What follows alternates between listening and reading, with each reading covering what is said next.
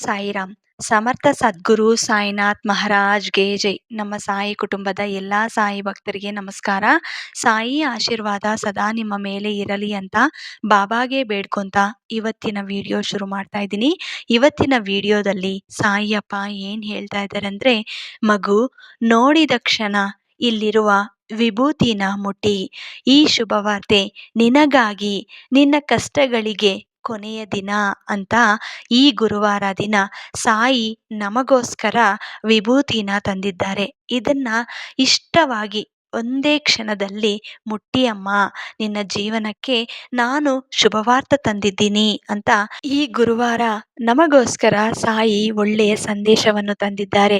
ಎಲ್ಲರೂ ಕೂಡ ಸಾಯಿ ಮೇಲೆ ನಂಬಿಕೆ ಇಟ್ಟು ಪ್ರತಿಯೊಬ್ಬರು ಇಲ್ಲಿರುವ ವಿಭೂತಿನ ಮುಟ್ಟಿ ಸಾಯಿ ಏನು ಹೇಳಬೇಕು ಅಂತ ಬಂದಿದ್ದಾರೋ ಈ ಕ್ಷಣ ಎಲ್ಲರೂ ಕೇಳೋಣ.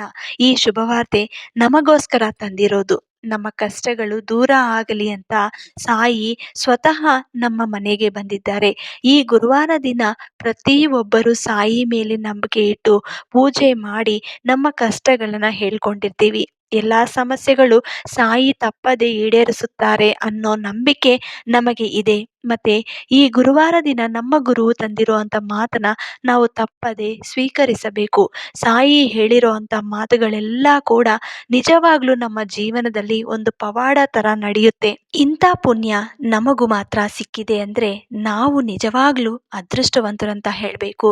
ಎಲ್ಲರಿಗೂ ಇಂಥ ಪುಣ್ಯ ಸಿಗಲ್ಲ. ಮತ್ತೆ ಸಾಯಿ ಮೇಲೆ ನಂಬಿಕೆ ಇಟ್ಟು ಶ್ರದ್ಧೆ ಸಬೂರಿಯಿಂದ ಈ ವಿಭೂತಿನ ತಗೊಳ್ಳೋಣ. ಇವತ್ತು ಸಾಯಿ ಏನು ಹೇಳಬೇಕು ಅಂತ ಬಂದಿದ್ದಾರೋ ಅದನ್ನ ಕೇಳೋಣ. ಮಗು, ನಿನ್ನ ಸಾಯಿ ಮೇಲೆ ಪೂರ್ತಿ ನಂಬಿಕೆ ಇದೆ ಅಂತ ನನಗೆ ಗೊತ್ತು. ಈ ಗುರುವಾರ ದಿನ ನನಗೋಸ್ಕರ ಪ್ರತ್ಯೇಕವಾಗಿ ನೀನು ಪೂಜೆ ಮಾಡಿ ನೈವೇದ್ಯ ಇಟ್ಟು ನನ್ನ ಆಶೀರ್ವಾದ ತಗೊಂಡಿದೀಯ. ನನ್ನ ಆಶೀರ್ವಾದ ಸಿಕ್ಕಿದೆಯೋ ಇಲ್ವೋ ಅಂತ ಯೋಚನೆ ಮಾಡ್ತಾ ಇದೀಯ. ನಿನ್ನ ಕಷ್ಟಗಳೆಲ್ಲ ನನ್ನ ಸಾಯಿ ಕೇಳಿದರ ಇಲ್ವಾ ಅಂತ ಯೋಚನೆ ಮಾಡ್ತಾ ಇದೀಯ. ಮಗು, ನಿನ್ನ ಕಷ್ಟಗಳೆಲ್ಲ ನೀನು ಹೇಳ್ಕೊಳ್ಳೋ ಅವಶ್ಯಕತೆ ಇಲ್ಲ. ನಾನೆಲ್ಲ ಕೂಡ ಕೇಳಿದ್ದೀನಿ, ನನಗೆ ಗೊತ್ತಿದೆ. ನೀನು ಮೊದಲನೆಯದಿಂದ ನನಗೆ ಕೇಳ್ತಾ ಇರೋದು ಒಂದೇ, ನಿನ್ನ ಮನಸ್ಸಿನಲ್ಲಿ ಇರೋಂಥ ನೋವು ದೂರ ಆದರೆ ನಾನು ಕೂಡ ಎಲ್ಲರ ಥರ ಸಂತೋಷವಾಗಿ ಇರ್ತೀನಿ ಬಾಬಾ. ನನ್ನ ಮಕ್ಕಳು, ನಮ್ಮ ಮನೆಯಲ್ಲಿ ಇರುವಂಥ ಕುಟುಂಬಿಕರೆಲ್ಲರೂ ಕೂಡ ಆನಂದವಾಗಿ ಸಂತೋಷವಾಗಿರಬೇಕು ಅಂತ ನಾನು ಬೇಡ್ಕೊತಿದ್ದೀನಿ ಅಂತ ನನ್ನ ಮಗು ಬೇಡ್ತಿದ್ದೆ. ಮಗು, ಇವತ್ತು ನೀನು ವಿಭೂತಿ ತಗೊಂಡಿದೀಯ. ಈ ವಿಭೂತಿನ ಯಾವ ರೀತಿ ಬಳಸ್ಕೋಬೇಕು ಅನ್ನೋದು ಹೇಳ್ತೀನಿ. ಈ ವಿಭೂತಿ ನಿನ್ನ ಜೀವನ ಬದಲಾಯಿಸುತ್ತೆ. ಸಂತೋಷವ ಕಾಲ ಆರಂಭವಾಗುತ್ತೆ. ಮೊದಲು ಈ ಶುಭವಾರ್ತೆ ಕೇಳಿ. ಈ ದಿನ, ಈ ಗುರುವಾರ ನಿನಗೋಸ್ಕರ ತಂದಿರೋ ಅಂಥ ಮಾತು. ಮಗು, ನಿನ್ನ ಕಷ್ಟಗಳು ಯಾರಿಂದ ಬಂದಿದೆ? ಏನಕ್ಕೆ ಇಂಥ ನೋವನ್ನು ಅನುಭವಿಸ್ತಾ ಇದೆಯಾ? ನನ್ನ ಕಷ್ಟಗಳು ನನಗೆ ಮಾತ್ರನಾ ಅಥವಾ ಎಲ್ಲರಿಗೂ ಇದೇ ರೀತಿಯ ಭಗವಂತ ಕೊಡ್ತಾ ಇದ್ದಾರಾ ಅನ್ನೋ ಯೋಚನೆಯಲ್ಲಿ ನೀನಿದೆಯಾ? ಇವತ್ತು ನಿನ್ನ ಸಾಯಿ ವಿಭೂತಿನ ತಂದಿದ್ದಾರೆ. ಇದನ್ನ ಇವತ್ತು ನಿನ್ನ ಹಣದ ಮೇಲೆ ಹಚ್ಚಿ. ಯಾಕಂದ್ರೆ ಕಷ್ಟಗಳು ಏನೇ ಇರಲಿ ಅದು ದೂರ ಆಗುವ ಮಾರ್ಗ ನಿನ್ನ ಸಾಯಿ ತಪ್ಪದೆ ಕೊಡ್ತಾರೆ. ಅಷ್ಟು ನಂಬಿಕೆ ಇರೋವಾಗ ಇವತ್ತು ನಿನ್ನ ಸಾಯಿ ಕೊಡ್ತಿರೋ ಅಂಥ ಸಂದೇಶವನ್ನು ಪೂರ್ತಿ ಕೇಳಿದ ನಂತರ ಆಚರಿಸಬೇಕು. ಮಗು, ಪ್ರತಿ ಮನುಷ್ಯ ತಪ್ಪು ಮಾಡುತ್ತಾನೆ, ಅದು ಮಾನವ ಸಹಜ ಅಂತ ಹೇಳಬೇಕು. ಕೆಲವೊಂದು ಸಲ ನಮ್ಮ ತಪ್ಪು ಇಲ್ಲದಿದ್ದರೂ ರಾಜಿಯಾಗಿ ಬಿಡುತ್ತೀವಿ. ಹಾಗಂತ ಅದು ನಮ್ಮ ಬಲಹೀನತೆ ಅಂತ ಅಲ್ಲ. ನಮ್ಮ ಅಹಂ ಬಿಟ್ಟು ನಮ್ಮ ನಡುವಿನ ಸಂಬಂಧಕ್ಕೆ ನೀಡುವ ಅತ್ಯಮೂಲ್ಯ ಬೆಲೆ ಅಂತ ನೀವು ತಿಳ್ಕೋಬೇಕು. ಮಗು, ಜೀವನದಲ್ಲಿ ಯಾರಿಗೂ ಕೆಟ್ಟದನ್ನು ಮಾಡಬೇಡಿ. ಏಕೆಂದರೆ ಆ ಪಾಪ ನಿಮ್ಮ ಜೀವನದಲ್ಲಿ ಒಂದಿಲ್ಲ ಒಂದು ದಿನ ತಟ್ಟುತ್ತದೆ. ಅದಕ್ಕೆ ಎಲ್ಲರಿಗೂ ಆದಷ್ಟು ನಿಮ್ಮ ಕೈಯಲ್ಲಿ ಸಹಾಯ ಮಾಡಬೇಕು. ಯಾರಿಗಾದ್ರೂ ಕಷ್ಟದಲ್ಲಿ ಇದ್ದಾಗ ಅಥವಾ ಯಾರಾದರೂ ಅಪಾಯದಲ್ಲಿ ಇದ್ದಾಗ ನೀನು ನಿನ್ನ ಕೈಯಲ್ಲಿ ಆದಷ್ಟು ಸಹಾಯ ಮಾಡಿ ಆ ಅಪಾಯದಿಂದ ಅವ್ರನ್ನ ದೂರ ಮಾಡಿ. ಆ ಸಹಾಯ ಮಾಡಿದ ನಂತರ ನೀನು ಪಟ್ಟೋ ಖುಷಿಗೆ ನಿನಗೆ ಗೊತ್ತಾಗತ್ತೆ. ಆ ಅನುಭವ ಸ್ವತಃ ನಿನಗೆ ಗೊತ್ತಾಗುತ್ತೆ. ಪ್ರತಿಯೊಬ್ಬರು ಸಹಾಯ ಮಾಡಿದ ನಂತರ ಆ ಖುಷಿಯನ್ನು ಅನುಭವಿಸಬೇಕು. ಯಾವಾಗ್ಲೂ ಗುಣ ಮುಖ್ಯ. ಹಣವಂತರ ಜೊತೆ 100 ವರ್ಷ ಬದುಕೋದಕ್ಕಿಂತಲೂ ಹೃದಯವಂತರ ಜೊತೆ 3 ದಿನ ಬದುಕಿದ್ರೂ ಜೀವನ ಸಾರ್ಥಕವಾಗುತ್ತದೆ. ಈ ಜೀವನದಲ್ಲಿ ಏನೂ ಶಾಶ್ವತವಿಲ್ಲ.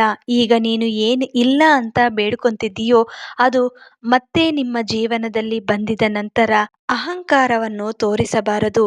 ಹಿಂದಿನ ದಿನಗಳಲ್ಲಿ ನೀವು ಯಾವ ರೀತಿ ಬದುಕಿದ್ದೀಯೋ ಅದೇ ರೀತಿಯಲ್ಲಿ ದುಡ್ಡು ಇರೋವಾಗ ಕೂಡ ಬದುಕಬೇಕು. ಮಗು, ಇವತ್ತಿನ ದಿನ ನಿನ್ನ ಕಷ್ಟಗಳು ಯಾರು ಕೇಳೋರಿಲ್ಲ, ಹೇಳೋರಿಲ್ಲ. ನನ್ನ ಜೀವನಕ್ಕೆ ಯಾರೂ ಇಲ್ಲ, ನಾನು ಒಂಟಿಯಾಗಿದ್ದೀನಿ ಅಂತ ಮಾತ್ರ ಅಳಬೇಡಿ. ನಿನ್ನ ಸಾಯಿ ನಿನ್ನ ಜೊತೆನೇ ಇದ್ದಾರೆ. ಇವತ್ತು ಈ ಗುರುವಾರ ದಿನ ನನ್ನ ಮುಂದೆ ಬಂದು ಕೂತು ನನ್ನ ಕಷ್ಟಗಳು ಇದು ಅಂತ ನೀನು ಹೇಳ್ಕೊಂತಿದ್ದೀಯ. ಪ್ರತಿಯೊಂದು ನಿನ್ನ ಮನಸ್ಸಿನಲ್ಲಿ ಇರುವಂಥ ನೋವನ್ನು ಹೇಳ್ತಿದ್ದೀಯ. ಖಂಡಿತ ಎಲ್ಲ ಕೂಡ ದೂರ ಆಗುತ್ತೆ. ಸಂತೋಷವ ಕಾಲ ಆರಂಭವಾಗುತ್ತೆ. ನಿನ್ನನ್ನು ಯಾರು ನೋವನ್ನು ಪಡಿಸಿದರೋ ಅವರ ಬಗ್ಗೆ ಯೋಚನೆ ಮಾಡಬೇಡಿ. ಯಾರು ನಿನ್ನ ಬಗ್ಗೆ ಕೆಟ್ಟದಾಗಿ ಮಾತನಾಡಿದ್ದಾರೋ ಎಂದು ಯೋಚನೆ ಮಾಡಬಾರದು. ಅವರವರ ಬುದ್ಧಿ ಹೇಗೆ ಇರುತ್ತದೆಯೋ ಹಾಗೆ ಅವರ ಮಾತನಾಡುತ್ತಾರೆ ಅನ್ನೋದು ತಿಳ್ಕೋಬೇಕು. ಮಗು, ಒಬ್ಬರ ಬಗ್ಗೆ ಯೋಚನೆ ಮಾಡೋದಕ್ಕಿಂತ ಈಗ ನಿನಗೆ ಬಂದಿರೋ ಅಂಥ ಕಷ್ಟದ ಬಗ್ಗೆ ಯೋಚನೆ ಮಾಡಿ ಆ ಕಷ್ಟಕ್ಕೆ ತಕ್ಕಂಗೆ ಪರಿಷ್ಕಾರ ಹುಡುಕಿ. ಅದು ನಿನ್ನ ಕೈಯಲ್ಲೇ ಇದೆ. ನಿನಗೆ ನನ್ನ ಅನುಗ್ರಹ ಸದಾ ಇರುತ್ತದೆ. ಈ ಸಾಯಿ ಸ್ವತಃ ನಿನ್ನ ಮನೆಗೆ ಬಂದು ನಿನ್ನ ಕಷ್ಟಗಳೆಲ್ಲ ಶಾಶ್ವತವಾಗಿ ದೂರ ಮಾಡುತ್ತಾರೆ.